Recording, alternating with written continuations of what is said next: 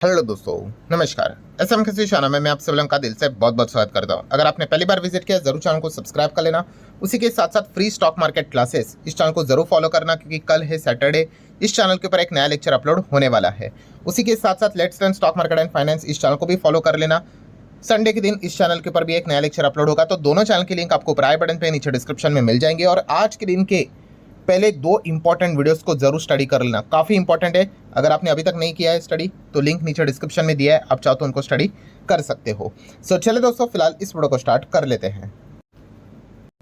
ठीक है दोस्तों, अभी हम लोग आ चुके हैं बिल्कुल हमारे नॉर्मल स्क्रीन के ऊपर। दोस्तों, आप सभी लोगों को पता ही है कि मिडिल ईस्ट में कितना ज़्यादा डिस्टर्बेंस चल रहा है, और जब भी इस प्रकार की जब भी जंगें देखने को मिल जाती है, वॉर देखने को मिल जाती है, हर ये जो जंग रहती है दोस्तों, कुछ ना कुछ एक बहुत बड़ा लर्निंग लेसन भी दे देती है। लर्निंग लेसन मतलब कुछ तो आउटकम निकल कर आता है। जैसे कि चलो रशिया यूक्रेन की बात कर ले। रशिया यूक्रेन की जब वॉर हुई, हर किसी को एक चीज समझ में आ गई, कौन सी? आत्मनिर्भर यहाँ पे बनना पड़ेगा। मतलब लिटरली हम कह सकते हैं अमेरिका ने तो यूक्रेन को वॉर में ढकेल दिया। और अब आप देख सकते हो कि कितना समय यहाँ पे हो चुका है, यूक्रेन की हालत काफी खराब है। ठीक है, मतलब आप कभी ना कभी ये वॉर अगर खत्म हो भी गई तो भी यूक्रेन को वापस कमबैक करने के लिए कितने डिकेड्स लगेंगे, आप इसकी कल्पना भी नहीं कर सकते। मतलब पॉइंट यहाँ पे क्या है दोस्तों, कि आत्मनिर्भर होना कितना इंपॉर्टेंट होता है। अगर आप खुद से मतलब डिफेंस से रिलेटेड एटलीस्ट अगर आप आत्मनिर्भर नहीं हो, सो अल्टीमेटली जब समय रहेगा कोई भी आपको क्या कर सकता है, मतलब बैक स्टेप यहाँ पे कर सकता है, आखिरी समय पे धोखा दे सकता है। तो इसके काफ़ी चांसेस यहाँ पे रहते हैं। अच्छा, कुछ लोग सोचते होंगे सर आप वॉर की बात कर रहे हो, यूक्रेन को ही क्यों बोल रहे हो, रशिया भी तो काफ़ी पीछे जाएगा। देखिए, रशिया की बात कर रहे हैं, उनके पास ऑयल है भाई, जहाँ पे ऑयल है उस चीज़ के चलते वो बहुत कमाई करते हैं। ठीक है, तो पहला ये जो एग्जांपल था, इससे ये पता चल गया कि आत्मनिर्भर बनना कितना इंपॉर्टेंट है। उसके बाद हमने देखा मल्टीपल टाइम्स हमारे डिफेंस बजट में कई गुना ज़्यादा वृद्धि देखने को मिल गई। देन उसके बाद ऑपरेशन सिंदूर, पाकिस्तान के साथ ही कितना बड़ा कॉन्फ्लिक्ट देखने को मिल गया, पिछले साल की बात कर ले। ठीक है, यही कुछ तो आईपीएल आया था, आप सभी लोग चल रहा था, तभी आपको पता होगा कि बीच में वो मैच भी बंद करना पड़ा था, काफ़ी टेंस वाला माहौल हुआ था। सो ऑपरेशन सिंदूर में भी सबसे बड़ा अगर कोई चीज़ हम लोग को देखने को मिला था, वो कौन सा देखने को मिला था? Air defence missile system. Yes, मतलब देखिए दोनों ने एक दूसरे के ऊपर अटैक किया था। उनके अटैक अगर हमारे इधर अगर हम बात कर ले, ठीक है, जो उन्होंने बहुत इंपॉर्टेंट लोकेशन के ऊपर टारगेट जो किया था, आप देख सकते हो वो इंटरसेप्ट हुए थे। क्यों? Because of air defence missile system. ठीक है, S-400 भी था, आकाश भी था। एंड हमने जो उनके ऊपर अटैक किया थे, आप सभी लोगों को पता ही है कि बहुत सारे उनके एयर बेसेस उड़ा दिए। क्यों? क्योंकि उनका एयर डिफेंस मिसाइल सिस्टम उतना अच्छे से वर्क ही नहीं किया। सो उसके बाद हम लोगों ने देखा था एयर डिफेंस मिसाइल सिस्टम से रिलेटेड जो कंपनियां थी वो काफ़ी रडार पे आई थी। सिमिलर वे अभी जो चीज़ें चल रही है मिडिल ईस्ट में, अमेरिका, इजराइल, ईरान को लेकर, इस वॉर में भी अगर देखा गया तो सबसे बड़ा हाईलाइटेड पॉइंट कौन सा है, जिस चीज़ के चलते मतलब हम कह सकते हैं हर जगह पे चर्चा होती हुई देखने को मिल रही है। यस दोस्तों, वो चीज़ है ड्रोन्स। मतलब लिटरली हम यहाँ पे कह सकते हैं, खास करके ईरान के जो ड्रोन्स है, उन्होंने तो लिटरली मिडिल ईस्ट में तबाही मचा के रखी हुई है। और ड्रोन की खासियत क्या रहती है, ये दिखने के लिए प्लेन जैसा लगता है बट ये है तो ये ड्रोन ही। सो ड्रोन की खासियत क्या होती है कि कंपैरेटिवली ये काफ़ी सस्ता रहता है। कंपैरेटिवली मैंने कहा है, ठीक है, मिसाइल के फॉर्म में। एंड अगर देखा गया आप मल्टीपल ड्रोन्स अगर लॉन्च करोगे एक ही टाइम पे, 10-10, 20-20 ड्रोन्स अगर आप लॉन्च करोगे, सामने वाली मिसाइल्स आपको इंटरसेप्ट करेगी, बट एक दो भी अगर छूट गए उसमें से, ठीक है, तो वो लक्ष्य को टारगेट यहाँ पे कर लेते हैं। और हमने देखा इतने सारे जो ऑयल फील्ड्स के ऊपर अटैक किया है जो ईरान ने मिडिल ईस्ट में, किसका इस्तेमाल किया है उन्होंने? मिसाइल नहीं, ड्रोन का ही इस्तेमाल किया है उन्होंने। बहुत सारे वीडियोस में भी आप देख सकते हैं, ऐसे ड्रोन आता है, आवाज़ करके जाके ब्लास्ट कर देता है। सो हर किसी को पता चल गया भाई कि ड्रोन का महत्व कितना ज़्यादा बढ़ते हुए देखने को मिल रहा है। मतलब वही बॉटम लाइन क्या है दोस्तों, कि ड्रोन से रिलेटेड चीज़ें आपको पूरी दुनिया में अब ज़्यादा और बढ़ती हुई देखने को मिलेगी। और सिर्फ ड्रोन नहीं, ड्रोन के साथ साथ एंटी ड्रोन सिस्टम भी। ठीक है, क्योंकि अगर ड्रोन आ रहा है भाई, उसको रोकना भी तो चाहिए। ठीक है, सामने से आ रहा है ड्रोन और आप यहाँ पे बिलियंस ऑफ डॉलर्स के यहाँ पे मिसाइल्स अगर आप छोड़ोगे उसको मारने के लिए, ठीक है, तो ये कोई सेंस नहीं बनता है भाई, आप कंगाल हो जाओगे। सो ये सारी चीज़ें इस जंग से हम लोग को आउटकम निकलते हुए देखने को मिला। और अभी की अगर बात कर रहे हैं दोस्तों, आज ही की बात कर ले, भारत सरकार, मतलब आप सभी लोगों को पता है हमारा जो रक्षा मंत्रालय रहता है, डिफेंस मिनिस्ट्री, ठीक है, कौन अभी इसके हेड है? Defence minister Rajnath Singh ji. सो इन्होंने भी एक बहुत बड़ी अनाउंसमेंट यहाँ पे की है। उन्होंने खुद ये बात बोली, आप देख सकते हैं, drone will define a future warfare. ठीक है, भविष्य में जो भी लड़ाई होगी ना, उसमें सबसे कीमती अगर कोई चीज़ रहेगी तो वो ड्रोन ही रहेगी। ड्रोन ही डिसाइड करेंगे कि फ्यूचर की लड़ाई या कैसे रहने वाली है। सो इसीलिए उन्होंने बताया कि राजनाथ सिंह ने क्या बताया है कि self reliance in a drone manufacturing ये काफ़ी इंपॉर्टेंट चीज़ बन चुकी है। ये तो पहले से भी हमें पता था, बट बोलते हैं ना हमें एक एग्जाम्पल चाहिए। सो ये एक और बड़ा एग्जाम्पल देखने को मिला। ऑपरेशन सिंदूर में भी कितने सारे ड्रोन से रिलेटेड चीज़ें हम लोग को देखने को मिलती, हमने भी उनकी कितने सारे जो चीज़ें गिराई थी वो ड्रोन से ही गिराई थी।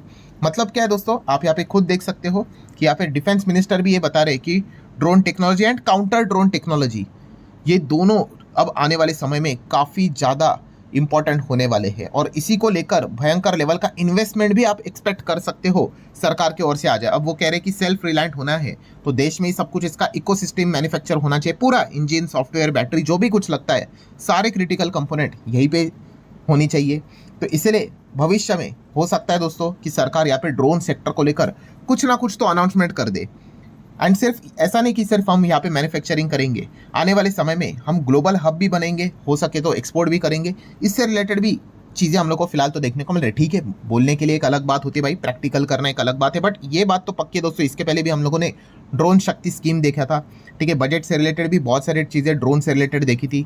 ठीक है, हम सब लोगों ने देखा भी था। कुल मिला के FY27 के लिए 16 से 1800 करोड़ के आसपास अमाउंट प्रपोज किया गया था, जिसमें से 500 से 600 करोड़ ठीक है R&D फंडिंग के लिए था। देन मैन्युफैक्चरिंग की अगर बात कर ले तो 1000 से 1200 करोड़ था। ठीक है, अमाउंट कंपैरेटिवली कम है और यहाँ पे बढ़ना चाहिए। एंड इस इंसिडेंट के बाद हम यहाँ पे एक्सपेक्ट कर सकते हैं कि ड्रोन को लेकर यहाँ पे बहुत बड़ा अलोकेशन सरकार के ओर से अनाउंस यहाँ पे हो सकता है, अलग अलग स्कीम्स आ सकती है, इसके चांसेस पूरे बनते हुए देखने को मिल रहे हैं। मतलब कंक्लूजन क्या है, जैसे अभी मैंने आपको बताया कि ड्रोन का महत्व तो बढ़ चुका है एंड हर देश में आप यहाँ पे देख सकते हो दोस्तों drone and anti drone system, इसको लेकर काफ़ी हेवी इन्वेस्टमेंट हम लोग को देखने को मिल सकता है। सो दोस्तों यहाँ पे अगर हम शेयर बाजार की बात कर ले, ठीक है, तो शेयर बाजार में तो बहुत सारी कंपनियां देखने को मिल जाती है जो ड्रोन से रिलेटेड काम करती है। सो आप चाहो तो इन कंपनीज को स्टडी कर सकते हो। ठीक है, पूरा वीडियो सिर्फ इन्फॉर्मेशन एंड एजुकेशनल पर्पस से रिलेटेड है भाई, कोई रिकमेंडेशन नहीं होता कि ये खरीदो, वो बेचो, होल्ड करो, वो आपकी मर्जी, क्योंकि चीज़ें बदलती रहती है। ठीक है, अगर आप मार्केट में आते हो भाई तो मार्केट ऐसा नहीं कि आज जो चीज़ है वो कल भी सेम रहेगी, बदल सकते हैं, एंड अगर वो बदली तो आपको भी बदलना पड़ता है। ठीक है, तो इसलिए हमेशा जो भी डिसीजन लेना होता है वो खुद से ही लेना होता है। सो चलिए, मैं इतना तो आपको बता सकता कि कौन कौन सी कंपनीज कहाँ पे काम करती है, और सबसे इंपॉर्टेंट चीज़, काफ़ी लोग मिस्टेक भी करते हैं। मिस्टेक मतलब जैसे कि एक बेसिक चीज़ बताना चाहूँगा। अब ड्रोन में भी प्रकार होते हैं, एक होता है नॉर्मल टाइप का ड्रोन, ठीक है, और जो ये डिफेंस में रहता है ये इस प्रकार के ड्रोन्स हम लोग को देखने को मिल जाते हैं। ठीक है, नॉर्मल टाइप का ड्रोन मतलब ये CCTV मतलब टाइप का काम करता है। ठीक है, खाना इधर से उधर लेकर जा सकता है, लॉजिस्टिक का काम करता है, मेडिसिन इधर से उधर लेके जा सकता है, सर्विलेंस का काम करता है। बहुत सारे माइनिंग कंस्ट्रक्शन में भी नॉर्मल ड्रोन का इस्तेमाल होता है। नॉर्मल ड्रोन आपने देखा भी होगा, IPL में देखा होगा, या फिर अभी वर्ल्ड कप T20 हुआ था उसके फाइनल में भी आपने ड्रोन देखे थे ना, एंटरटेनमेंट चलता है। ठीक है, अभी IPL आएगा उसके भी ओपनिंग सेरेमनी में आप देख सकते हो ड्रोन का इस्तेमाल होगा। सो इस प्रकार की चीज़ें, मतलब ड्रोन एक ऐसी टेक्नोलॉजी है दोस्तों, इसका भरपूर इस्तेमाल हम लोग को होते हुए देखने को यहाँ पे मिल रहा है, और इसके प्रकार भी होते हैं, मिलिट्री, नॉन मिलिट्री, तो ये चीज़ें भी आपको अच्छे से पता होना चाहिए। तो अलग अलग कंपनियां हैं, जैसे कि स्टार्ट करेंगे आइडिया फोर्ज इस कंपनी को स्टडी कर सकते हैं। अब आइडिया फोर्ज की खासियत क्या पता है आपको, ये प्योर 100% इनका बिजनेस ड्रोन से ही है, पूरा का पूरा। अभी आपने सुना होगा कुछ कंपनियां ऐसी होती है कि वो अलग अलग चीज़ें करती है, अलग अलग बिजनेस रहते हैं उनके, उसमें से एक ड्रोन रहता है। हाँ, तो आइडिया फोर्ज वैसा नहीं है। आइडिया फोर्ज का तो मतलब पूरा काम ही ड्रोन का है। आप यहाँ पे देख सकते हैं क्या करती है idea forge, manufacturing UAS, unmanned aircraft system, इसी को ड्रोन बोलते हैं। ये मैन्युफैक्चरिंग का काम करते हैं ड्रोन से रिलेटेड। ठीक है, तो आप आइडिया फोर्ज को स्टडी कर सकते हो। अब आइडिया फोर्ज भी देखा गया ना, काफ़ी लोगों के पास पहले यहाँ पे हुआ करता था। क्यों पता है, क्योंकि इसका IPO आया था ना, तो लिस्टिंग के टाइम पे ही डबल हो गया था। और आपको पता है भाई, कमज़ोर इन्वेस्टर का सबसे खास चीज़, जो भागेगा उसको पकड़ो। ठीक है, उसके बाद वो ऊपर से नीचे यहाँ पे आ गया। ठीक है, तो ये इस प्रकार की चीज़ें नहीं होनी चाहिए दोस्तों। ये इसके पहले भी बता चुका हूँ, B=B का फॉर्मूला होना चाहिए। बिजनेस देखकर डिसीजन लेना होता है, बाय करना है कि नहीं करना है। ऐसा तेज़ी जहाँ पे दिखेगी उसको खरीदने बैठ गए तो इतना सिंपल थोड़ी ना है मार्केट। इनफैक्ट तो ये तो सबसे बड़ा ट्रैप रहता है। एनीवेज, सो आइडिया फोर्ज की बात करें तो आप शेयर होल्डिंग पैटर्न आप यहाँ पे देख सकते हो। प्रमोटर 33 है, FISDS ज़्यादा है नहीं, पब्लिक 64-65 है। अच्छा, मतलब यहाँ पे कोई स्कैम है क्या, गड़बड़ है, प्रमोटर इतना कम है? तो ऐसा नहीं होता है दोस्तों। कोई भी कंपनी को आगे बढ़ाने के लिए आपको क्या चाहिए, फंडिंग चाहिए, पैसा चाहिए। अब अगर आपको पैसा अगर किधर से भी बैंक से अगर सस्ते ब्याज के ऊपर अगर नहीं मिलेगा तो अल्टीमेटली आखिरी ऑप्शन क्या रहता है, आपको अपना स्टेक को ही डाइल्यूट करना पड़ता है। तो बहुत सारा स्टेक इन्होंने यहाँ पे डाइल्यूट किया कंपनी को यहाँ पे खड़ा करने के लिए। तो ये चीज़ें हम लोग को देखने को मिल रही। देन ड्रोन डेस्टिनेशन की बात करें, इस कंपनी को चाहो तो स्टडी कर सकते हो, बट वार्निंग, ये हाईली रिस्की कंपनी। क्यों? एक माइक्रो नैनो टेक टाइप की ये कंपनी है, बहुत ही छोटी।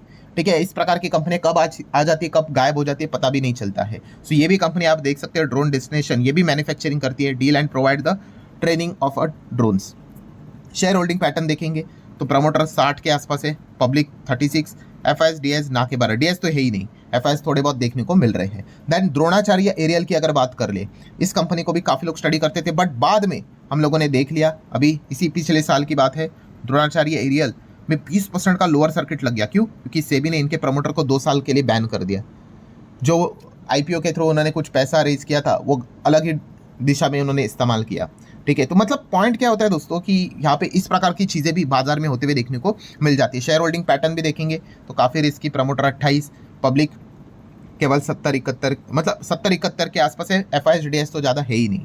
ठीक है, सो ये एक अनअवॉइडेबल रिस्क होती है। ठीक है, काफ़ी लोग पूछते भी कि सर हमें कैसे पता चलेगा कि कोई कंपनी के अंदर कोई गड़बड़ कर रहा है, पैसे को ये कर रहा है, वो कर रहा है, मतलब इधर डाइवर्ट कर रहा है। तो दोस्तों ये एक रिस्क रहता ही है, जैसे कि मैंने इसके पहले भी आपको बताया था, जेंसॉल इंजीनियरिंग का एग्जाम्पल आप ले सकते हो। ठीक है, काफ़ी निवेशकों का पैसा डूबा होगा, बट जस्ट इमेजिन वहाँ पे तो इरेडा जैसी बड़ी कंपनी का 300-400 करोड़ का उन्होंने लोन देके रखा था, वो भी फंस गए वहाँ पे।